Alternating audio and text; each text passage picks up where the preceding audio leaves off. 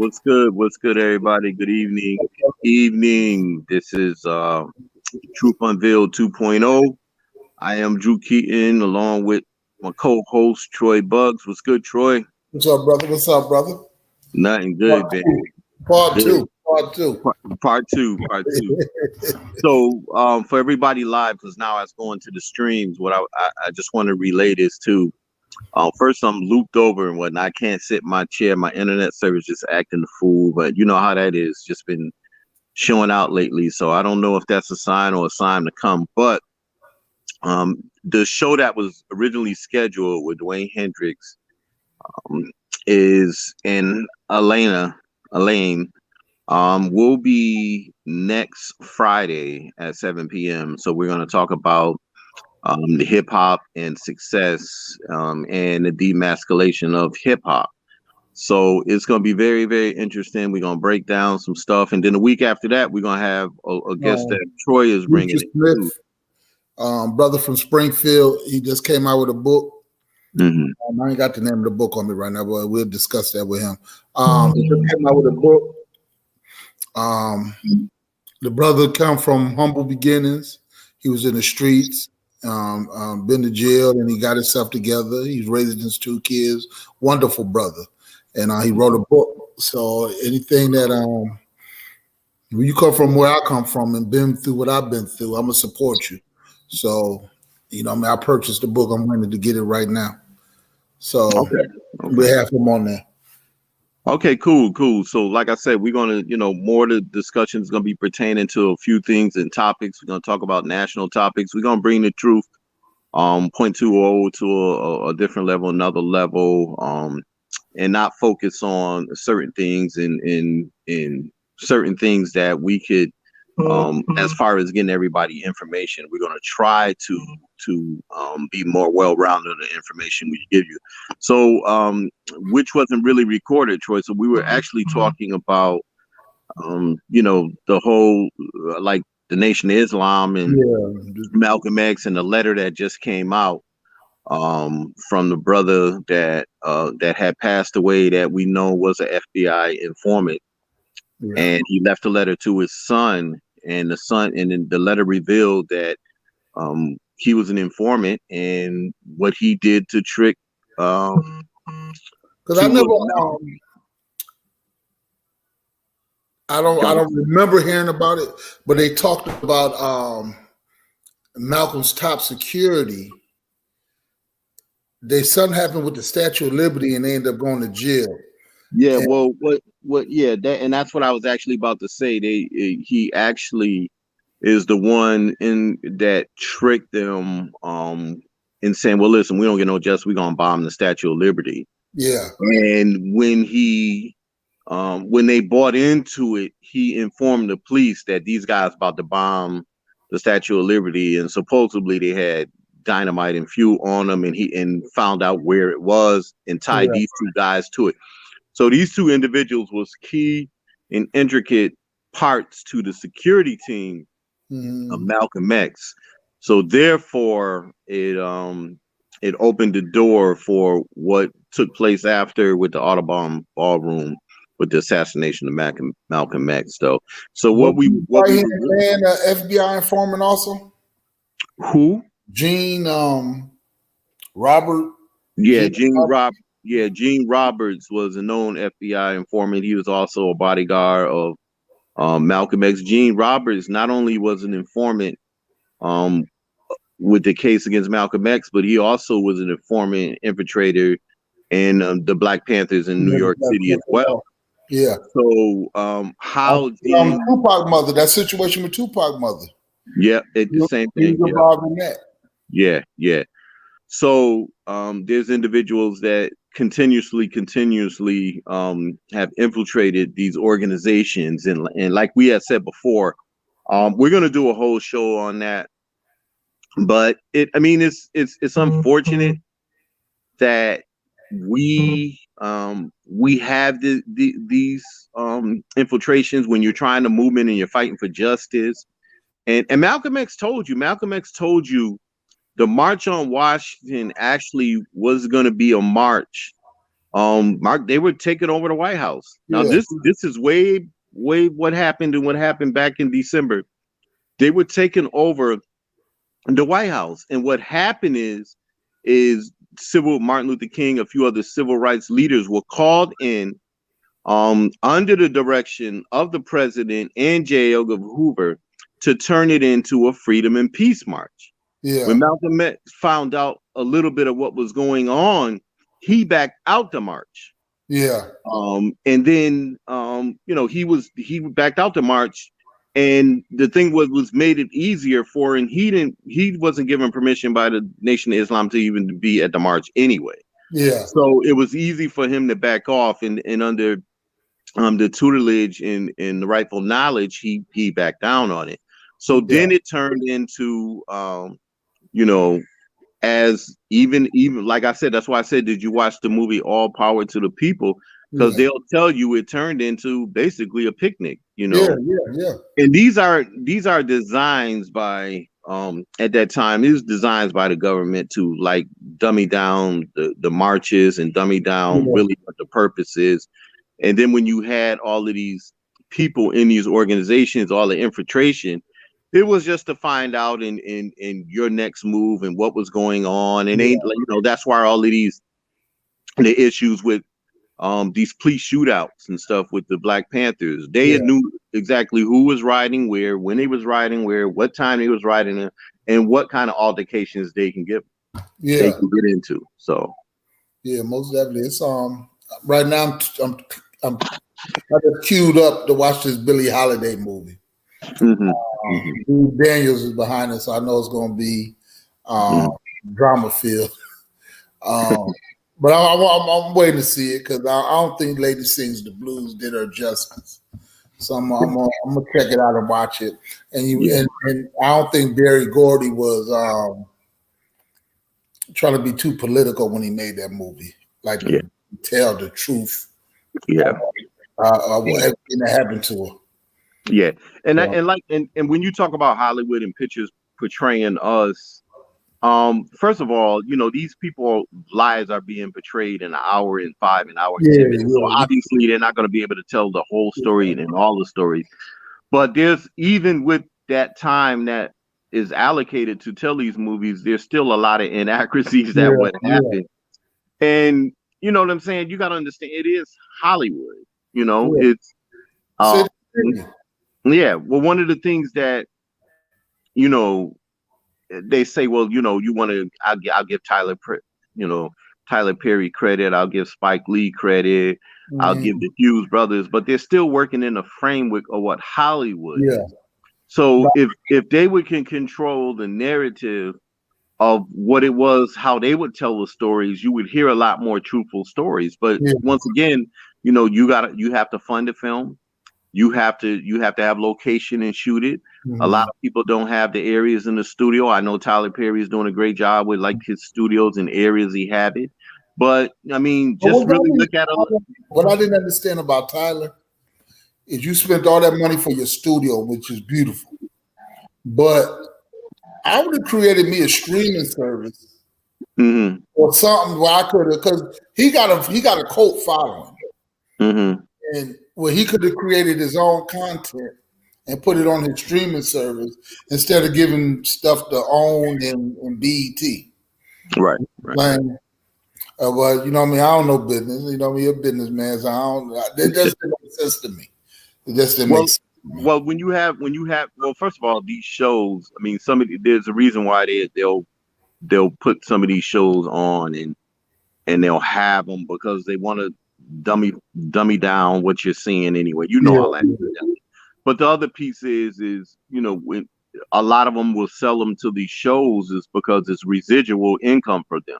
yeah, So if you would have like I don't know a lot of his shows. I mean, I'm not saying I'm not a big Tyler Perry fan. I respect any person being creativity and doing their own thing. So I say that. But if yeah, he say he got a show, what is his show? I don't the Browns or whatever. yeah, One of his shows. So if you continuously have episodes of Browns and Browns and Browns playing, that's residual income. It's just like with Martin. Like you yeah, know, you see 3-4 episodes of Martin just to do programming. Yeah. and the clownery they want you to see. I mean, although they were funny, Yeah. but Martin gets still paid to those Yeah. days, Yeah. and that was the issue that Dave Chappelle had with the networks playing his stuff over and Yeah. over. You paid no more. Yeah, because David Chappelle put into a contract that they had rights to his show. And Yeah. see that's the issue when they have rights to your show and you don't write your show and Yeah. you just a writer in the show. That's the issue. But Yeah. his name is in writing credit, so he was able to pull off some of his shows and was like, "Look, man, y'all, I'm not getting no money off it, and y'all use them as show because y'all have the show title." Yeah. That's the issue. What happened with Nick Cannon? Nick Cannon was affiliated with the network, and sometimes people sell out and buy in just to get their shows on. But Yeah. the networks will have total control over your shows, so you have no say or no teeth or nothing that goes on in the shows. So you basically gave them your show. You basically gave them the show, and I think that's one of the things that you have to give Oprah credit for is she probably did something that nobody else did in a long time, and they looked at her and it's like, damn, we ain't doing this no more. Oprah had rights to her own show. Yeah. And how many people have that? Yeah. And she was able to. The black woman's show would be that big, so they probably counted. You know what I'm saying? Well, no, you absolutely right. They didn't probably think she was going to last that long, have that longevity, and have the people that she had on. Yeah. Because remember, you talking about talk shows. Yeah. So when you look at talk shows literally started in the daytime. Yeah. Remember, we had the era where we had game shows. Yeah. So people got tired of game shows and they were fading away. And some of the game shows, unrealistically, people would get out to California and they would get on, Wheel of Fortune, or they get on the Price is Right and win all these prizes. And then before they leave, tell them, oh, yeah, you can have that's you all won that, but we're going to hit you with a $2,500 tax bill. Yeah. So you can sell us back all the gifts for $450. So basically, you just pay for your trip to get out of there, and you just got some money to go to Disneyland or something like that when you out there. So then you had your Sally Jesse Raphael's and Phil Donahue's came on the scene, and people started getting interested because they wanted to hear what people's lives had to say. Yeah, and they were talking. I remember when Phil Donahue had Mr. Farrakhan on. Oh yeah, and he had a few people on his show, and then he was canceled, and then they started dummy stuff and put on Jerry Springer and all. I remember Montel Williams and all that. They had good contests, and then it just turned for the worse. Yeah. Then you had Jerry Springer and you had Maury. Now, when Maury first started, Maury wasn't doing all of that crazy stuff.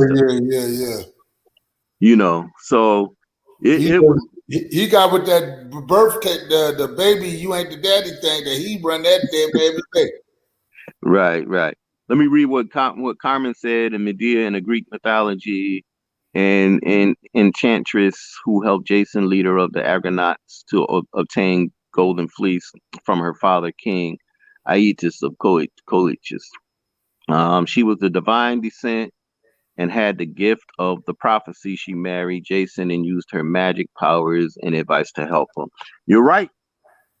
And a lot of these things, Carmen is breaking that down, but Carmen getting over people's head because a lot of people don't understand, like even with the superheroes. And if you watch our show with the superheroes, I don't know if you was on that show where Wayne broke down a lot of the superheroes and their connections and and the rituals and stuff like that they use and stuff where it come from, like the whole Wonder Woman with Queen Khalifa, who California is named after, who was a bad sister, to the point of that sister was they say in books that she was 12 feet tall, but in reality she was like 14 feet tall, and she had a whole army of them. If you look at Black Panthers, that's where that whole army of queens come from, Queen Khalifa. So there's a whole history behind all of that stuff, though. My father always told me that the white man ain't been nothing but the patent office.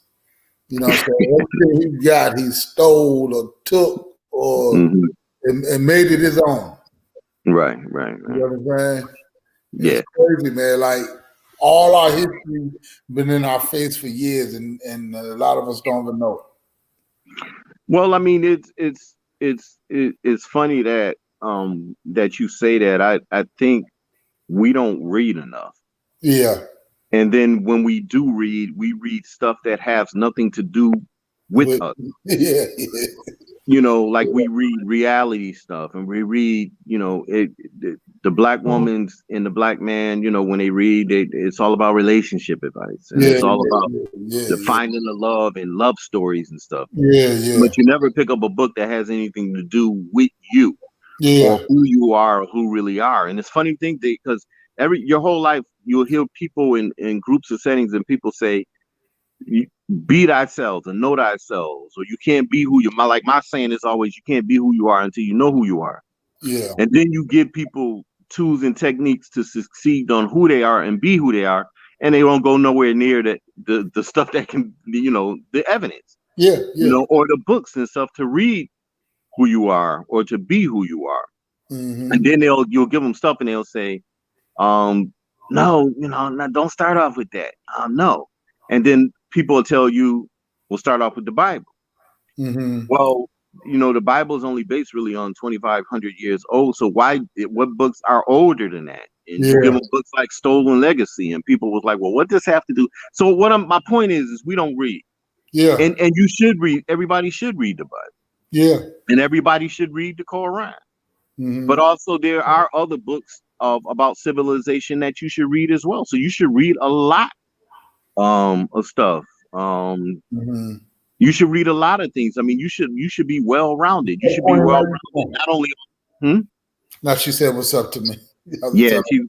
right. But not only should you read religious stuff and faithful stuff, you should read stuff about scientific. You should Yeah, read stuff about architect. You should read about world history. You should read about all kind of history. You mm-hmm. should read, you know, horoscopes. You should read a lot of that stuff. Yeah, And then when you start getting into that stuff, something will fit to you and click that you will gravitate to. yeah, That's all it is. The point is we don't read. yeah, You know, you got kids in high school about ready to graduate. Um, they can score 150 on you on 2K yeah, and run the score up on you, and you can't beat them, but they can't read a whole book. yeah. You right. And they ain't got the patience. Like I was talking to my friend, and I was talking about my like kids to like when I was about 16, I was like, I'm getting the hell up out of here. I'm getting the hell like I was preparing myself. Mm-hmm. These kids today don't have that get up and go like you know, I remember my first apartment I had a TV on the milk crate, a box spring mattress on the floor. You know what I mean? I was good, and I had a dustpan in the trash can. You know what I mean? A broom and dustpan in the trash can. I was Mm-hmm. good. Right. Just to be out about these kids today, they don't think about leaving. Yeah. There is like I think we kind of spoiled them too much. Well, Things we yeah. didn't have. Well, they content. Yeah, They're content with things like so you from Springfield, Massachusetts, yeah, and a lot of people you know from Springfield left Springfield or they came back, and a lot of people from Springfield stayed. yeah, And then you have your family where you raised in Texas, and mhm, and so your daughter goes to HBCU. They're exposed a little bit more things.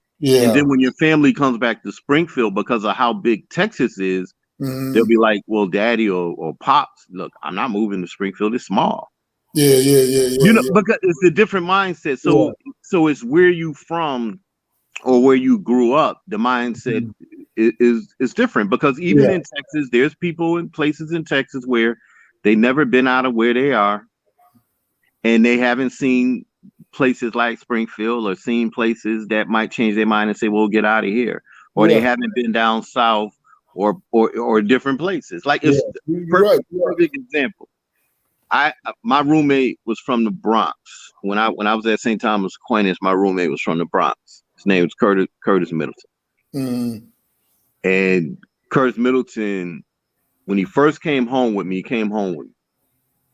and the first thing Curtis said was, trees. Yo, man, I don't see no. This last first time I seen trees and whatever. Now Yeah. we went to school. There were trees around us, but like I didn't understood what he said until after.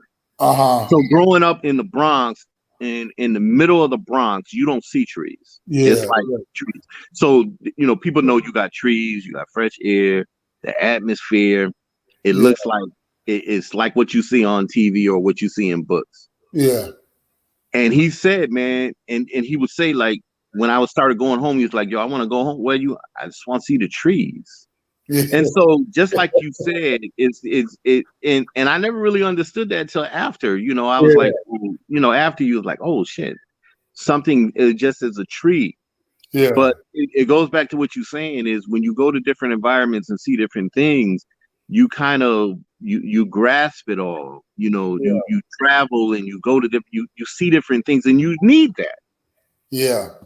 Like my experience when I left, I had to learn how to be a man. Because I went from living with my mother to me and my kids' mother living together. So I would always give her the money here, pay this, pay that, or whatever the situation is. And when I moved here, I had to learn how to be a man. I didn't know how to pay bills. You know what I'm saying? Because I've never had to do that. And it's a lot. I had to learn.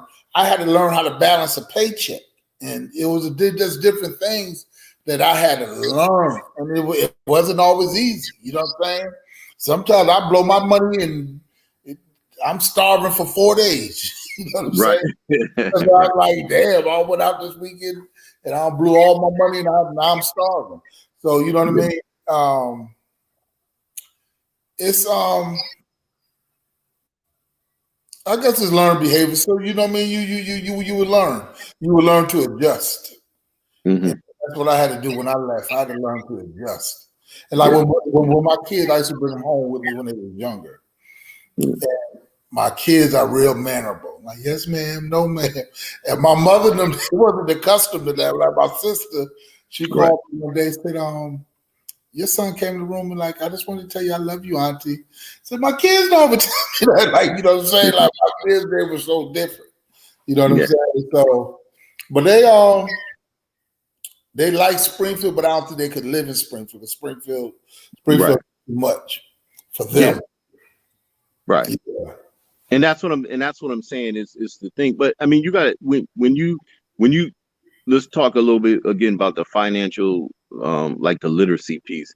So when we was growing up in school, that's something that I would advocate that should be taught in school. Definitely financial literacy. Definitely. And in that financial literacy, credit card debt and debt loss to your spending definitely should be taught in those classes. And then with that, you definitely should get a history piece, but you also should be taught like agriculture and how to farm a farm and and also talk about scientists and electricians and stuff like that. So you went to Putnam. I want to assume you went to Putnam. Yeah. So you went to Putnam. I went to Tech. So people don't realize that. I went to Putnam briefly. I got kicked out and I had to go to the GED. Yeah. So but the thing about it is this: is you went to Putnam. I went to Tech. And people who went to classical, commerce was predominantly a business school. So people who went to commerce, I'm not excluding all other schools. I'm just saying when we were in high school. So a lot of people who wanted to take up like technical classes from classical had to go over to Tech. And Putnam had their own. Putnam had their, you had your whole woodworking and all your technical shops and auto shop and all of that stuff. And even though it still exists today, these are the things that should be still taught in school. Yeah. That especially at Tech. And one of the good things about Tech is people don't realize is you had the best of both worlds. You had your classes, you had your shops too. It was a technical school. Yeah. But you also had your college prep classes too. Things that a lot of technical schools don't have. Yeah. So these things are, so the people that advocate for these things not to be in school are the cause of a lot of problems right now. That along with like Proposition 2.5 when they have sports in junior highs too. So those two things. I think the government realized that these middle income black families were supporting the civil rights movement, these black militant groups, and they took all the trade schools out. Because when I was growing up, my grandmother never said go to college. She like, you need to learn your trade. Go learn your trade. Learn your trade. That was a big thing. Learn a trade. Learn a trade. Right. And they took all the and it's man. My neighborhood, this neighborhood, Walmart, movie theater, 3-4 communities, about 2 to 3 years old at the most. The whole thing. I ain't seen not one black man put one nail in nothing. Right. Wow. You Wow. understand what I'm saying? All these is illegal Mexicans. You know what I'm saying? And they took that from us along with the then they put, well, I ain't gonna say then they put the drugs in the community, and our uncles and stuff got hooked. The guys that did know how to do, you know what I'm saying?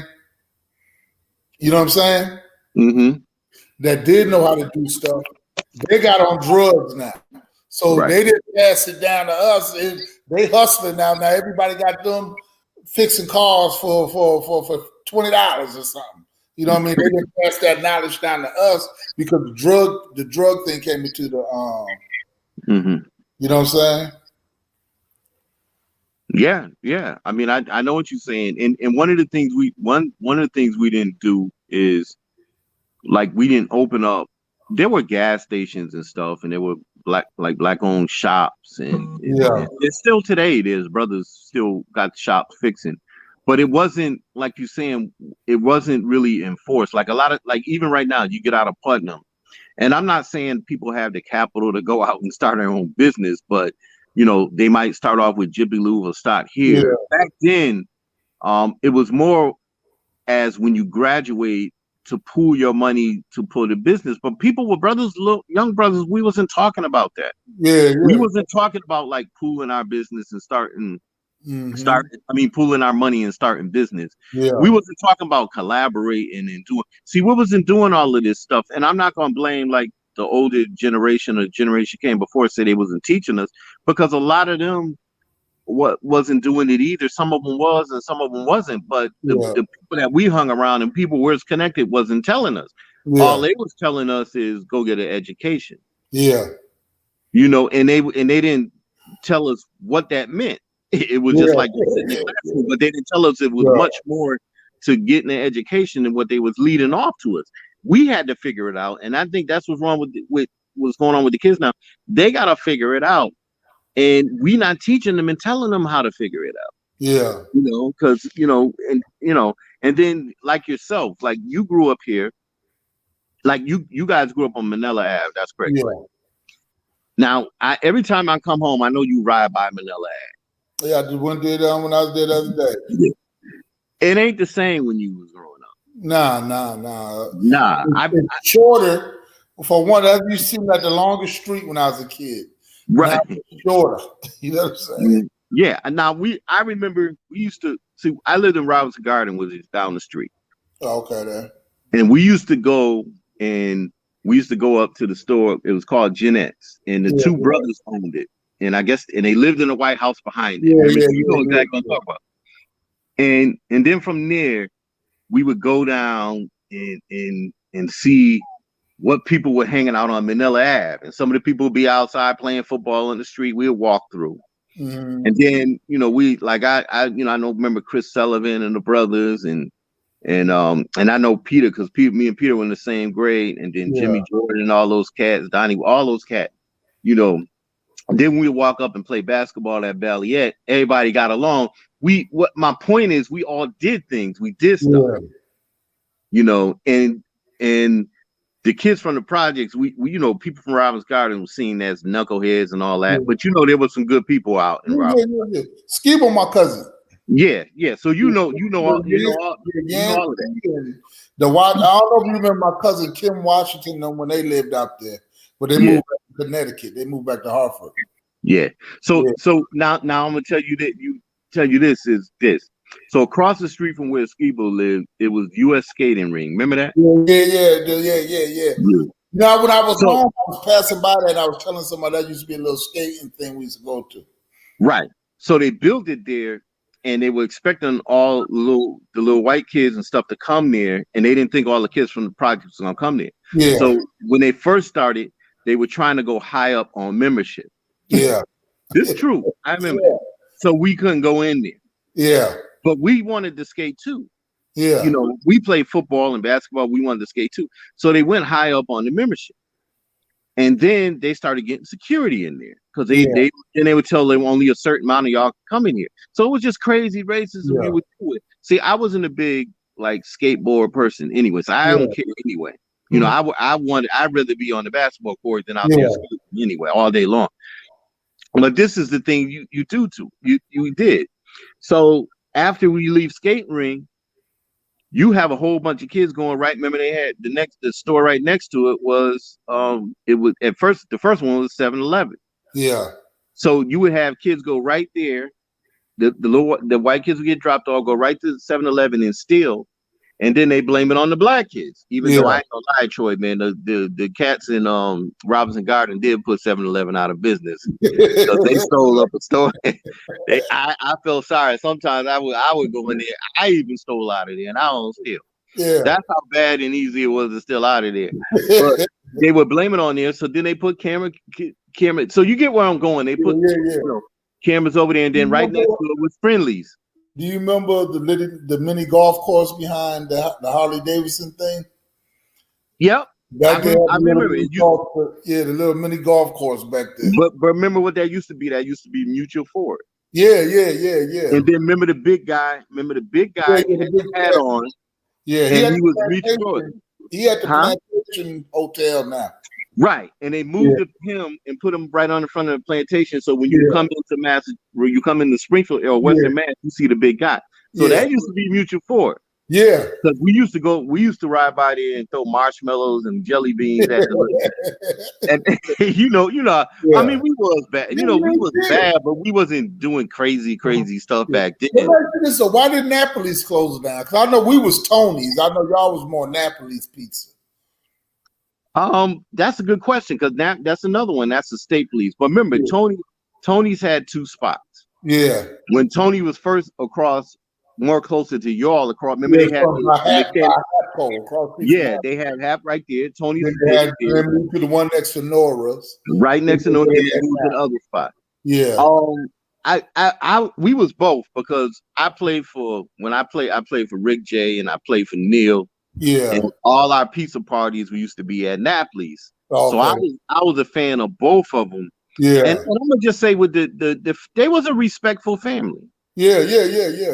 They was really cool and receptive to us, man. Because when we come in, they would cater to us. They, you basketball players, and we were young at that time, and they really would cater to us. And then, it's just different because I remember when people, the kids, we could walk down and you can just get a slice. Yeah. The kids don't do that now. Now people get shit delivered to the house now. Yeah. Remember when I'm home now, Neil and all them still, hey Troy, like, what I'm saying? It's still love. Yeah. It's still love. But let me tell you this: how many times did you hear this? Yo, Troy, go to the store. Yeah, all the time. All the time. Go to the store. You can't even get the kids. You can't even get these kids to go to the store. Like Texas is so big, ain't nothing around the corner. And I tell my kids all the time, like the stuff I did growing up, like shoveling snow to make money in the winter, raking the leaves, and people on the street would be like, "Hey, go to the store, give me a pack of cigarettes." You know what I'm saying? I'm 5 years old, gone. White lady on Manila Ave, Ann Boley. She let me go get Paul Malls for her. Go give me a pack of Paul Malls. You know what I'm saying? I'm 5 years old or whatever. Walk to the store, she'll give me the change or whatever. And these kids, these kids now, they look at you crazy. You have to go to the store. they look at you crazy. So Carmen says, you always did my homework. I studied. I went to school every day. I didn't skip school. I mean, have been a little crazy, but who ain't? Man, listen, and one thing about tech, I'll just explain this to everybody. And I know we all over the place tonight with the conversation, but I'm gonna explain this too. So when you was at Tech had T1, T2, and college. They had college prep T1, T2. Mm-hmm. So if you didn't do your homework and you gave the problems, the teachers problems, you went to T1. Yeah. Because they all started a lot of people off in college, or you signed up for what you want. And if you didn't do your homework, they sent you right down to T2 classes. So whoever went to Tech know what I'm talking about. And T2 classes were the classes that people walk by and they laugh at you. Or that's people who didn't really want to do work or do anything. Yeah. It's serious. And I'm not saying people didn't have learning disabilities, because people did have learning, but sometimes it was. But most of the people, you didn't have a problem with especially telling people to do, like Carmen said, telling people to do their homework. The kids did their homework. And even the kids that didn't do their homework, they tried to do their homework, and you had kids helping them, because we remember in high school, we used to have study periods and study time where the classes, you would go back to your home room, or you would go to the library, and there would be people there helping you study it. So it's a little different dynamic. Yeah. So when you went home, you only had a little bit to do. You had a little bit to do. Yeah. But people are cracking. They'll look at Tech and they'll say, well, Tech had college prep too. Yeah. And Tech had a lot of success. But the thing about it is, if you didn't want to do no work, you would put into T2. And I know I'm listening to Rodney Mayfield say, yep, T2. But it's true. I mean, Rodney went to Tech, he'll tell you, that's what it was, and that's how they dealt with it. And they dealt with you and like that. And I you go, even if you go by a class, Troy, and it was all 2T, they still in there doing their work. They might be clowning, but the teachers in Tech really didn't play with you or nothing like that. I mean, it was taught. It wasn't the toughest school to get in, but it wasn't the easiest school either. And everybody got along. Right? Central took Tech's place, right? Well, classical and Central, they they combined and they took it though. Okay, then. They took the place, and all the schools had the reputation. Classical had the reputation for, if you be college bound. Tech had the reputation for it was well rounded or whatever. Some people say it was a dumping ground, but it really wasn't, because I've seen many people that didn't last in Tech. People come to Tech thinking they're gonna act a fool, and next thing you know, they ain't either going to school or they kicked out of school, because Mr. Wright, if you know Mr. Wright, we had a black principal. Willie Wright didn't play that.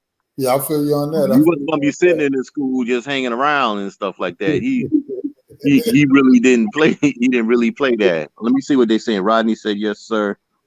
Carmen agreed, damn, I did raise a little hell at Tech. Okay. And Rodney said, and there is no more of us around for Tech than other schools, and we had Black history. Right now, Rodney bring up a good point, Troy. That was the first school I ever had black. That was the only school, the first school I ever had Black history. And my teacher was Miss Bud. And Miss Bud later became Miss Bud Jackson. She later became the principal of Central. Now, Miss Bud was our Black history teacher. And I'm telling you right now, Miss Bud did not play. And not only did she play, she had all the kids came into class to study. Yeah. And they studied. Miss Bud wasn't playing with you, because she figuring, listen, you doing Black history, you Black, you're gonna come in this and you're gonna work and you're gonna learn about your history. Yeah. And I think people didn't act up and stuff. Yeah. It's different when you sit and learning about you and not everybody else. I think for majority of Black and brown kids, you go to school for 12, 13 years and you never hear about yourself, but one time and you're a slave. And if you see yourself more in history, that I think it would keep people's attention drawn. Right. If you learn a bunch of shit about them that don't matter. Right. You know what I'm saying? Right. Well, that goes back to your point of what you're reading. I mean, you have to, if you want to learn about yourself, you have to read things about yourself. You can't keep expecting to read the stuff that they give you, the narratives that they give you, and expect to read or find out who you are. So there's great books that you can read. I always tell people, if you want to start out about who to find out who yourself, read The Stolen Legacy by George G.M. James, and then read Mhm. Civilizations They Came Before Us, before Columbus. Like, read those, because Yeah. I mean, they always say slavery. It didn't start with slavery. Nah, There nah. was a civilization here. And then there's big misconsummers that we are all brought over here on slave ships. That's a Yeah. lie. That's another lie. Yeah. Yeah. So there's lies that are being told to you that, when you find out one, it's just about researching and reading and stuff. There's books that been put out about the truth and stuff. So Rodney said what Rodney said. She dialed us up on Friday with was current events. That's right. That's right, Rodney. Right. On Friday, you got current events, and if you didn't know Uh-huh. your current events, Miss Bud will be on you, boy. Yeah. She'll be on you. Drill. Yep. True Troy facts. Yep. Yeah, Rodney ain't lying, man. I mean, he ain't lying. Friday was current events. If you didn't know your current events with Miss Bud, man, listen, Miss Bud wasn't playing. She will stay right there in your face till you got your current events and stuff.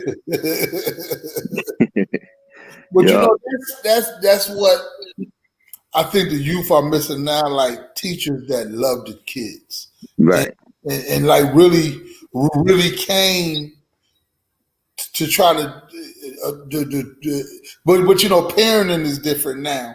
You can't get on these mothers be up there fighting and cussing teachers out. So our parents would have got on our ass after school. Mhm. You know what I'm saying?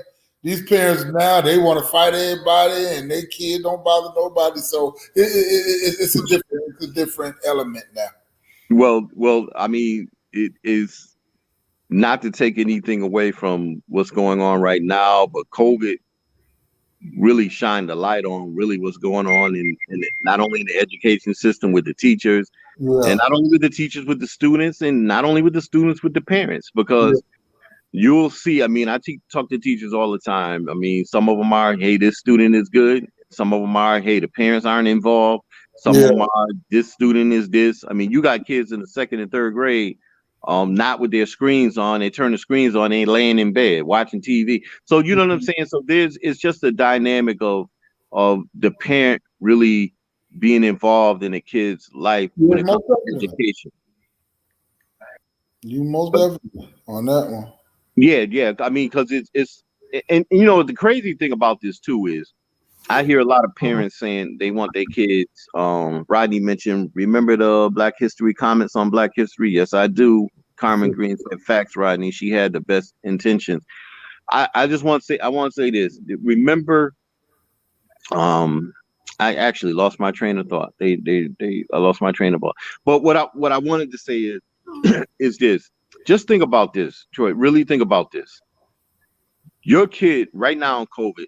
So we never seen this before. The teaching is different. So your kid and parents are complaining about their kids going back to school, and they want their kids back into school. Mm-hmm. But the question is, when you gotta ask the parent, what have you learned from this, or what have you enhanced your child's learning, or what have you done? Have you bought any of your kids books? Yeah. Have you had discussions with them? Have you sat down and see what they're learning? Are they involved? Are you involved? That's the questions that you have to ask, because if this hadn't hit and parents aren't going to school with kids without COVID, Yeah. what makes you think parents are sitting down doing homework with kids with COVID? I think majority of parents look at school as like a break from their kids. You know what I'm saying? Yeah. Like, I get a break. This is my break, and they're not taking it serious. They're not taking that serious. Right. Well, I mean, your kid's in college though, right? I got 7 kids altogether. I got my daughter right here. She live with me. She's 14. She's what grade you in? She in 8th grade. My youngest daughter in about the 4th grade. And my But other, your daughter sitting right there listening at your conversation, right? no, she just came downstairs to get something to eat.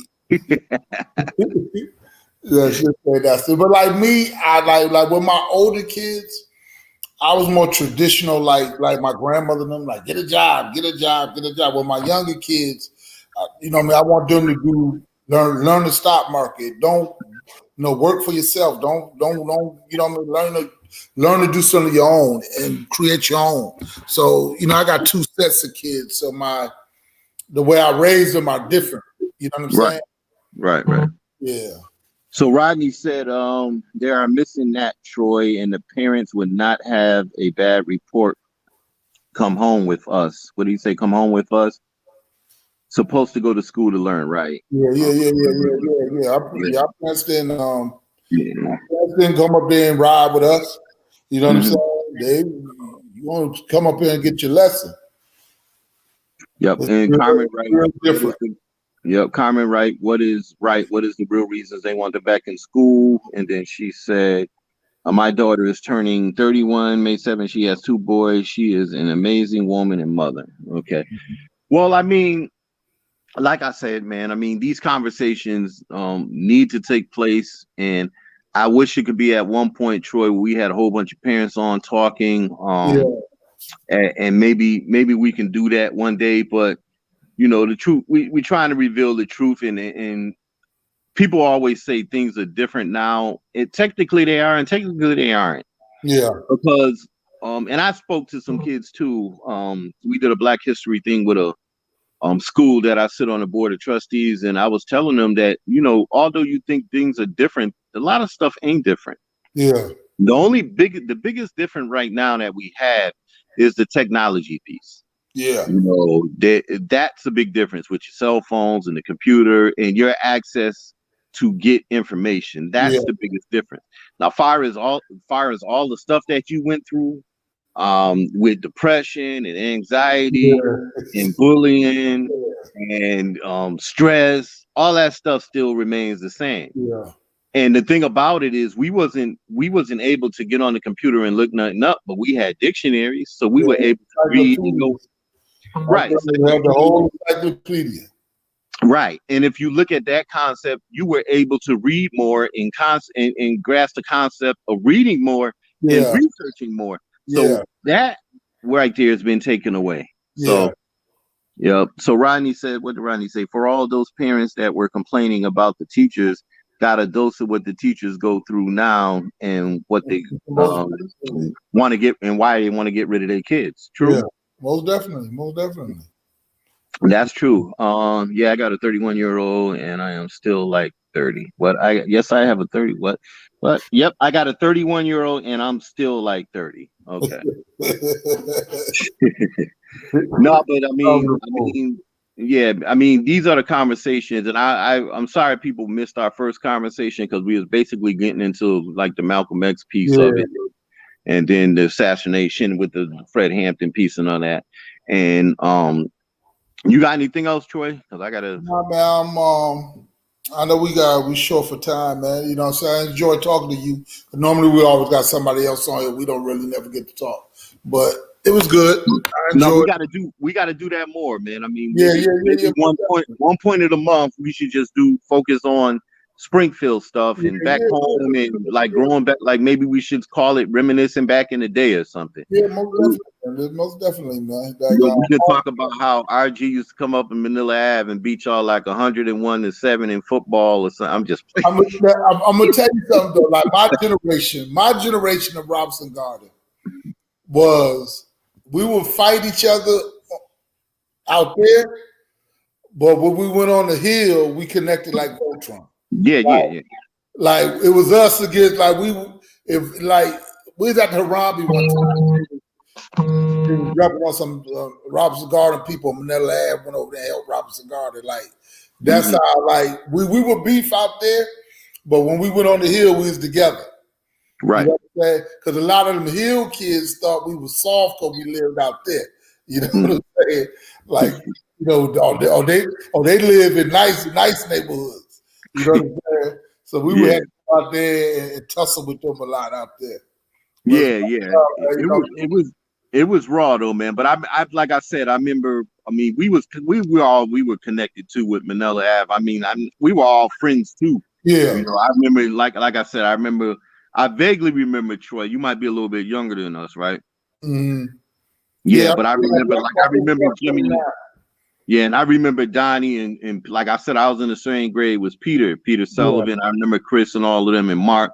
And then I remember Jimmy Jordan. Like Jimmy used to play ball with us all the time. Yeah. We would go to the park, and it'd be funny though, man, because you know it'd be like a gang of us meeting with a gang of y'all and just going to Balliet Yeah. and basically like taking over Balliet Park. Yeah. We Yeah. really did.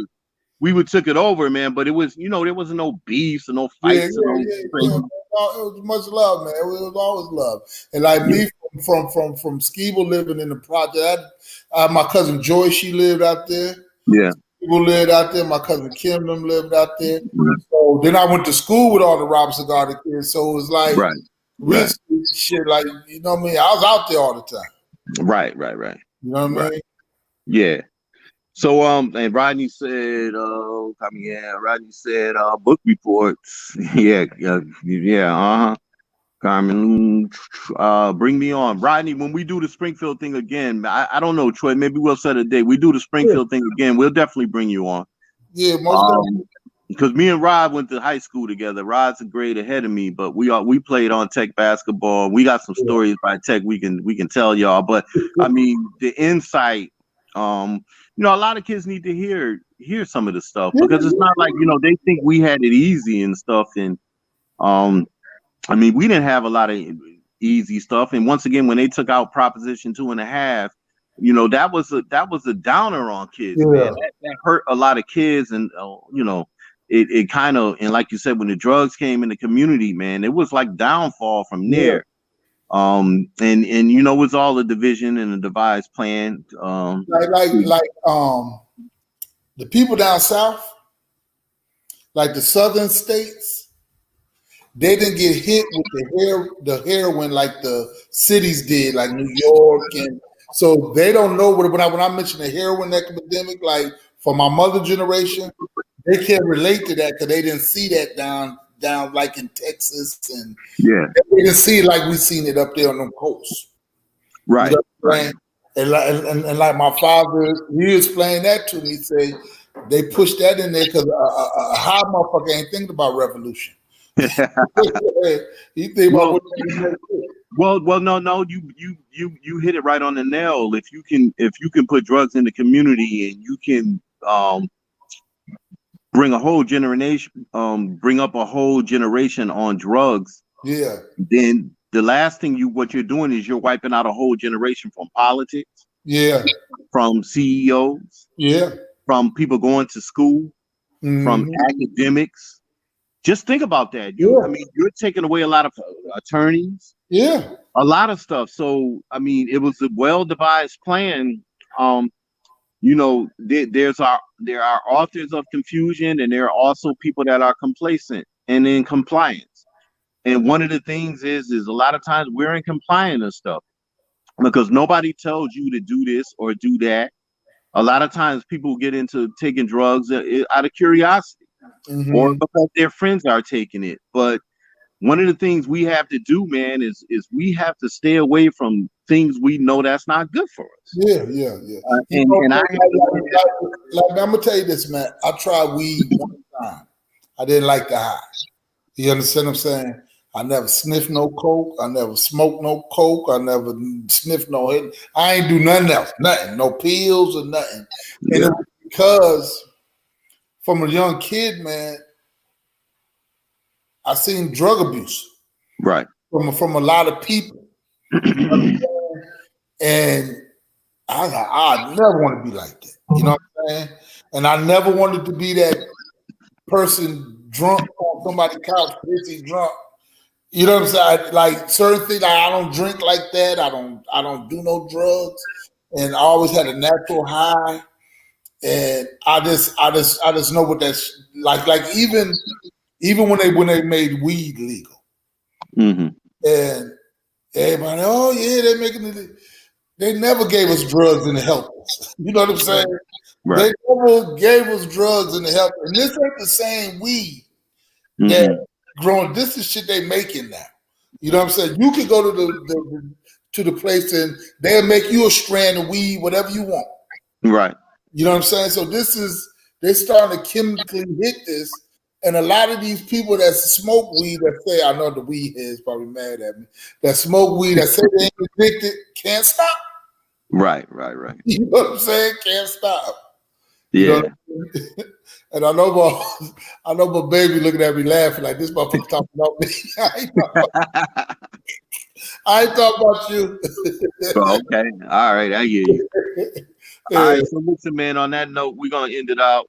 Great conversation tonight, Troy. Next week, definitely we're going to be back with the hip hop and the demasculation of hip hop and success. The week after that, we got Lucius. You said Lucius Smith. We're gonna talk Lucius Smith. He got a book out, and we're gonna interview him about his book and about his life, everything. We're gonna chop it up with the brother real strong. Yeah, and let's go like probably the third week. We'll bring Mayfield in. Yeah, and we can do some Springfield stuff and get it on. Carmen can jump on there too. Yeah, Carmen can jump on. She can jump on, definitely. All right, then. So everybody, that's Truth Unveiled, just casual conversations and having fun tonight. All right. So I'll see y'all next week, man. Okay, brother, you stay strong. All right, that's what we do. Okay, then.